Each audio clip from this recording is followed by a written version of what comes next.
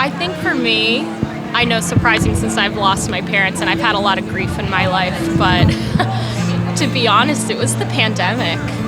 Just because I ended up being laid off from my job, and it was really stressful, as well as being a new homeowner, taking over my parents' house, so there was a lot of stress. Just isolated from everyone else. Yeah, isolated, and I had a friend that helped me out being a roommate, but it didn't. You learn your different true colors when you're pretty much quarantined together in a house for a couple months, and we both had different ideologies of, she was very much afraid at that time while I was willing to take the risk, wearing my mask and everything. So I think that was kind of my lowest. There was a lot going on, and the pandemic did not help. My divorce. Clearly the lowest point of my life. It was a shattering of dreams and expectations and betrayal. That was the hardest. I pursued my artistic career much more intensely, and creating helped me move from the dark place to the light place. Probably like getting in fights with my parents and stuff like that when our trust was a little off. That was probably the lowest low I've had so far. Yeah. Lowest point of my life. Can't say I've really reached that yet. I'd like to look at it a bit more positively, I guess I'm fortunate enough to not really have to kind of figure that one out yet. I mean, there definitely have been lower points, but I look at them more positively and how I've grown from them than I really have just felt in the gutter, The start of quarantine, I just had a bunch of really unfortunate events piled into one on top of that. I had a traumatic brain injury. That was a pretty bad time. I had to relearn how to read, and my memory was pretty much gone. So it was like starting over from scratch. Mine is obviously not as life-shattering as that, but we had a lot of family loss, and we lost multiple pets right at the same time period. It was just a lot, and you're going through this time where you can't really see a bunch of people that you want to be around because everybody's in quarantine, so it's just pretty lonely, I guess is how I'd describe it. My first breakup, that was dreadfully hard. Oh, it felt like my heart was ripped out for a week and a half. And I'm still not entirely over it, though it was 2 years ago. Right after the coronavirus pandemic happened in quarantine, just trying to stay focused in school during that time was hard for me. I felt kind of disconnected and alienated from a lot of stuff, but I've recovered from that, and I think I'm back on a good track now. Probably last year. I was a freshman, so coming in during COVID, it was a very difficult experience. Not really being able to make a lot of connections with people, as far as clubs weren't having in-person activities, so it was everything was online, so you're kind of separated. I went through depression definitely during that year, and I'm still going through it, but it gets better, and yeah, it's basically it. I hit severe depression whenever I was 16, 17. Almost thought about killing myself a few times. Then came to Virginia Tech, joined the Corps of Cadets, and it's actually given me some purpose to life. I'm really excited enjoying my time here.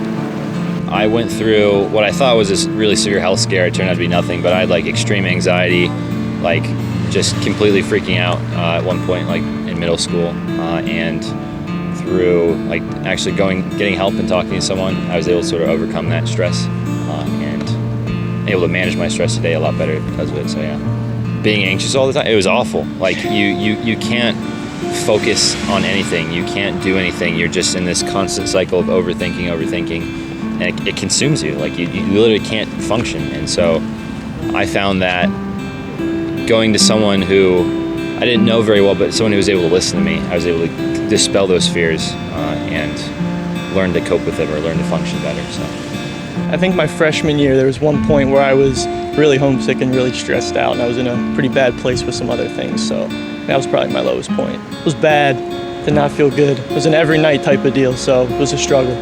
Got rid of some bad things in my life and just focused on myself more than other things.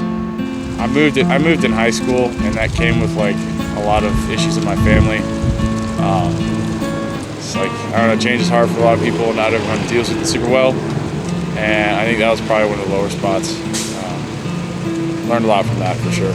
But I feel like lonely at times. I don't know, adversity is what makes people grow. So one of the first times I made my mom cry, that really sucked.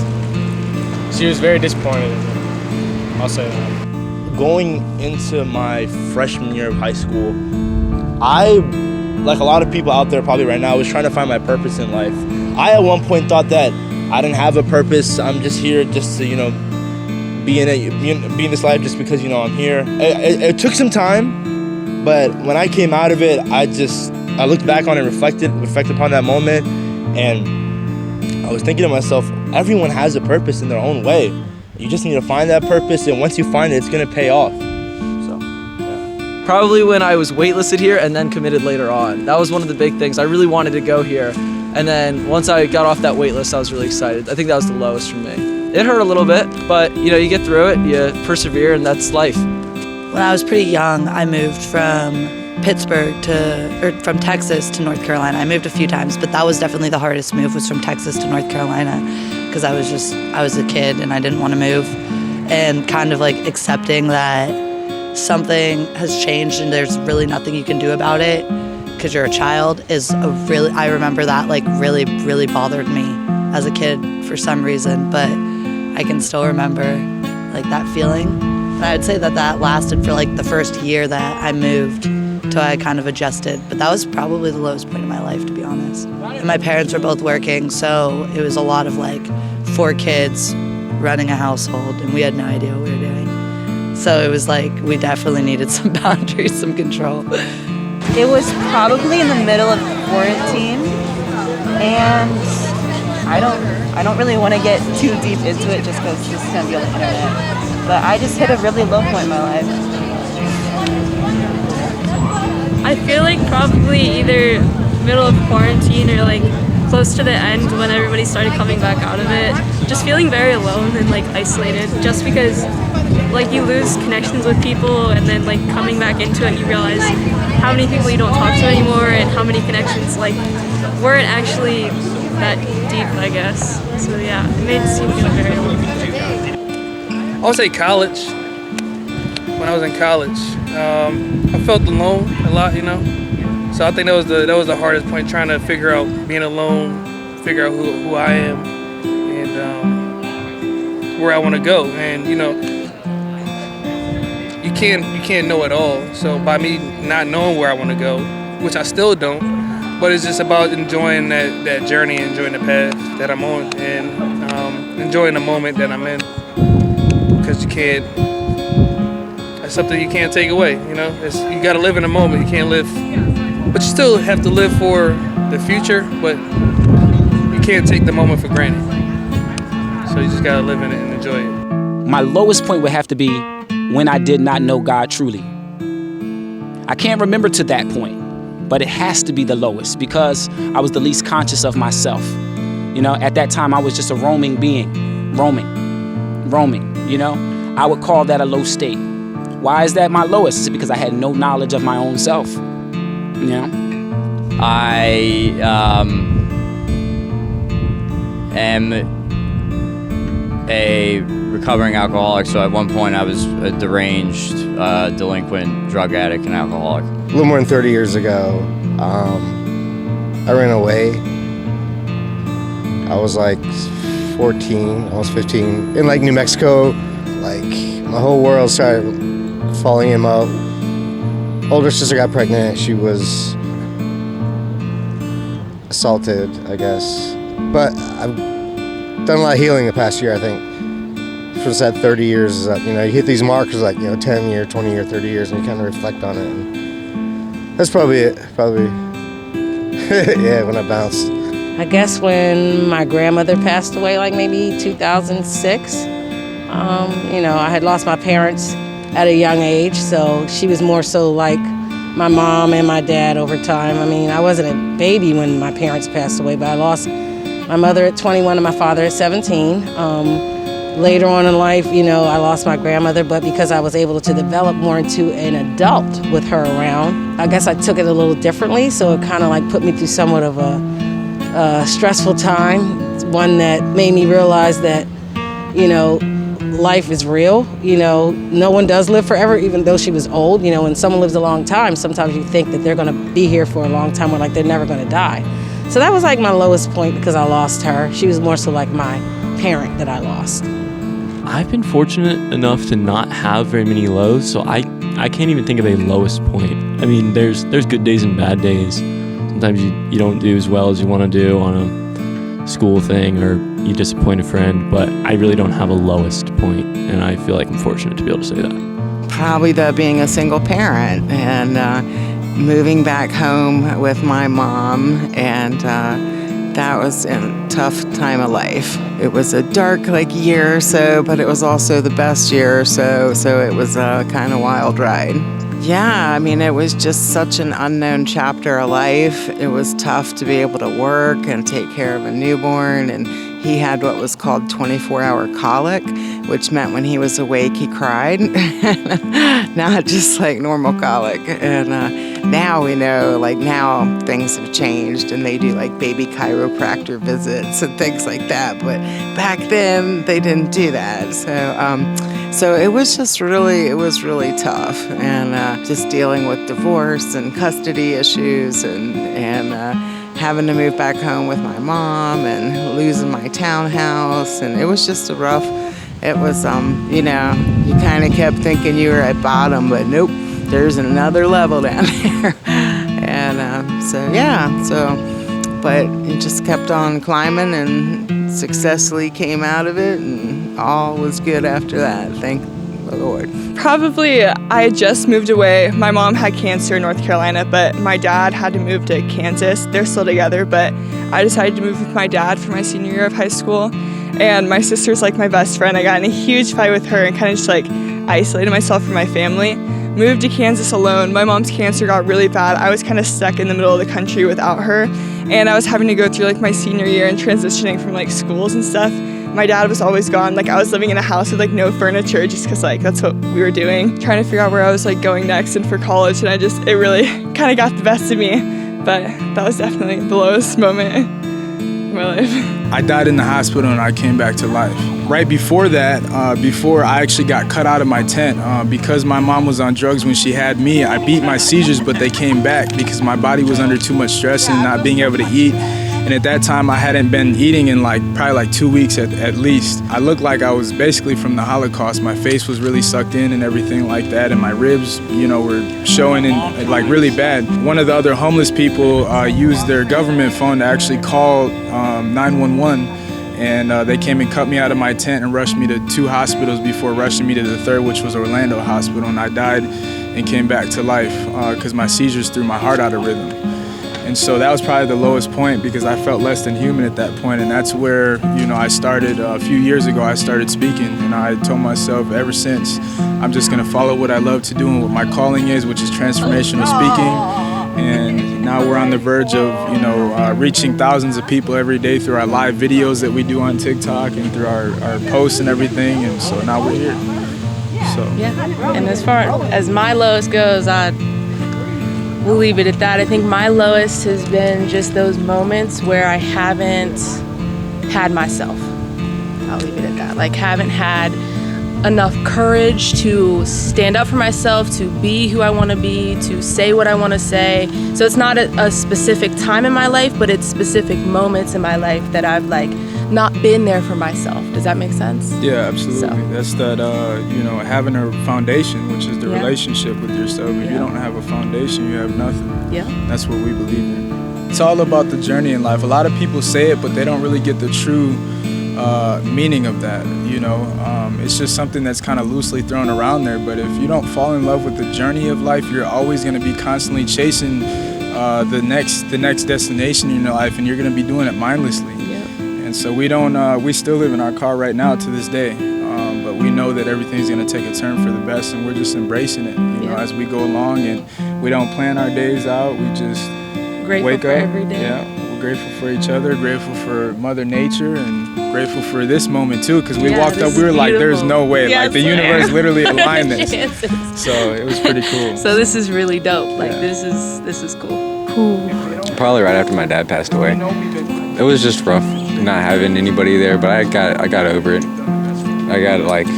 I figured it wasn't what he wanted me to do, to be sad about it and stuff like that. So I went and I progressed myself to hopefully, that was what he wouldn't want me to do. He wouldn't want me to sit around and be sad.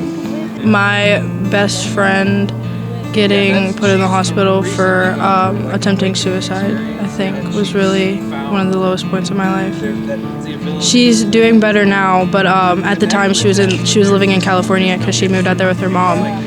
And so I had gotten a phone call from her mom one night saying that she had tried to kill herself and that she was in the hospital. And it was really hard because she was 3,000 miles away from me, so there was nothing I could do about it. I don't know, helpless. Like, it didn't have anything. I mean, it had stuff to do with me, but it wasn't me that did it, so I couldn't, fully understand how she was feeling. So I felt helpless in a sense, like I couldn't help her. And there's really nothing I could do. When I was in 5th grade, no, scratch that. I say 6th or 7th grade, I moved out of my mama's crib, my godmama's. And I stayed with her since 9th grade, 9th, 10th grade. When I had to move, I stayed with my mama just for a couple months and I moved into my grandma's. Me and my mama, we have a good bond, but we won't never a type to always be living in the same house. You feel me? Like, we both have certain disagreements. At the end of the day, we still work it out, but it just I try to separate myself from that. From us having that conversation, disagreements, you know what I'm saying? So it can be me seeing her, we have a good conversation instead of us just having a bad conversation every time we see each other. I'm just tired of it, you feel me? I'd almost want to say getting divorced and having that pain of losing that person that you loved and just that battle and that separation that you thought you had, it just can hurt the heart. So that's why I had gotten back on my bicycle and did a lot of miles. You can think, you can just sit there and spin away and think a lot of thoughts and try to put good thoughts in your mind and continue to grow and evolve from that, and you'll change and you'll mature and you'll see life differently, and I guess the change of it. But that can be very low and troubling and hurtful, and so you got to fill it back up with the love. Get rid of the pain. It's distasteful or whatever. It doesn't, it pains you a little bit, but it's not like you're going through it.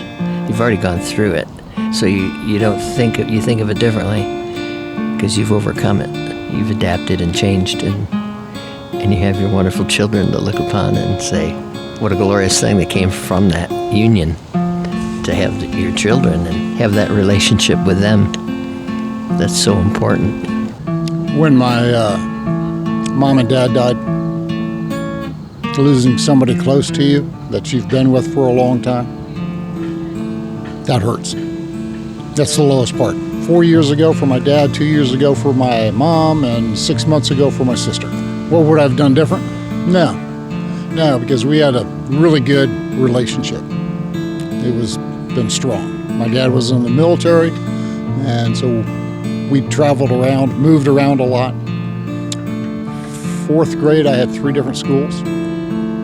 And so what became the strong focal point was the family, because that was what was always there, always solid.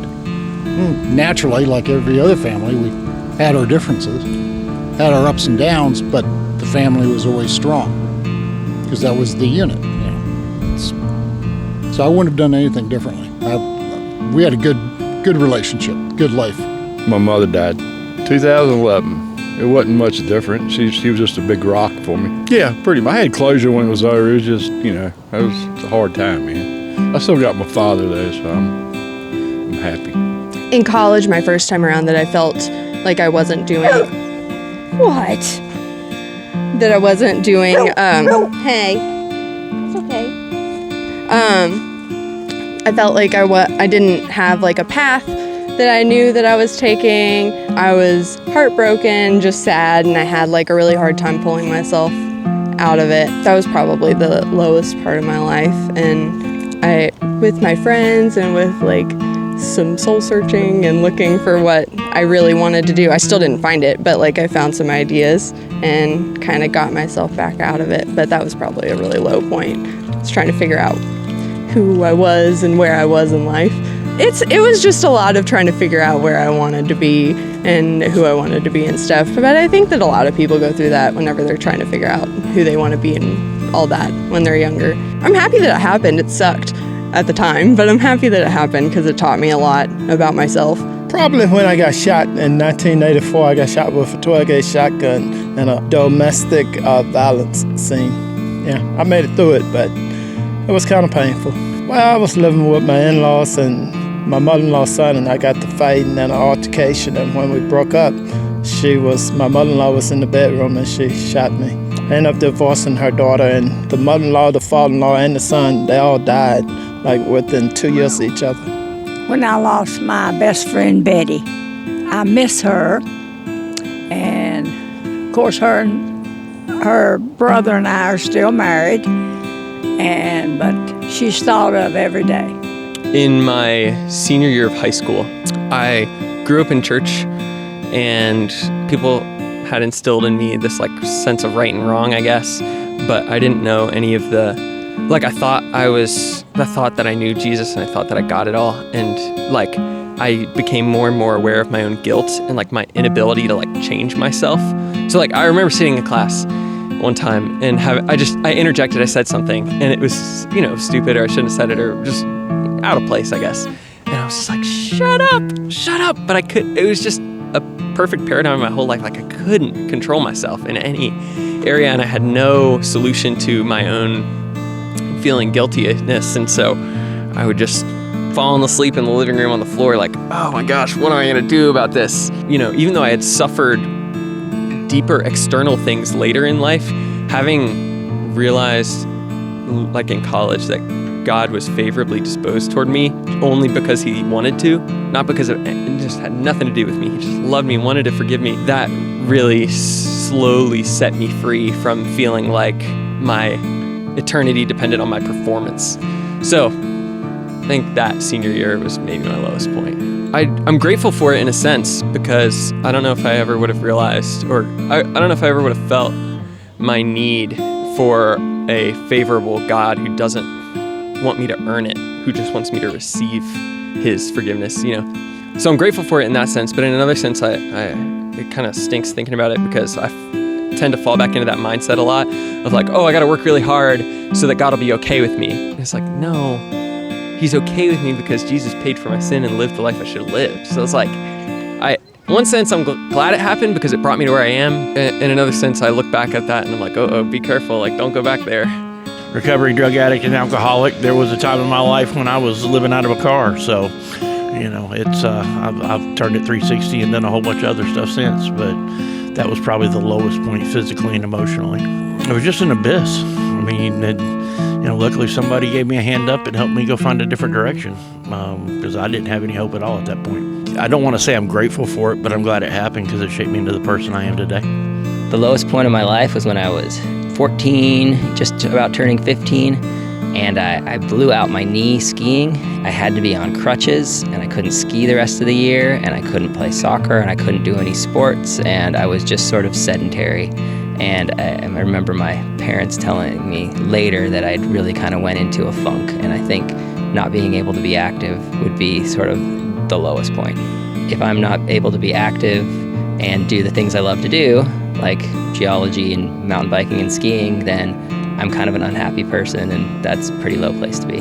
When my brother there was in the hospital, that was the lowest part of my life. Losing my son's father and my ex, that was like the lowest point of my life, because it took a lot out of me, and it felt like I went through a little stage of depression, and losing them, they were like a big part of my life, and And it was a part of me that felt like I couldn't go on, but I had to realize it was more to life. I turned that positive into a negative, and it made me a better person than what I am today. So that was the lowest point, but now I'm at the best part of my life now. I lost my son's father. He committed suicide, and I lost my ex from cancer. And we were together for like 25 years. This was in 2020. Yeah, he died from pancreatic cancer, and it took him out really quick. Not pancreatic, I'm sorry, lip node cancer.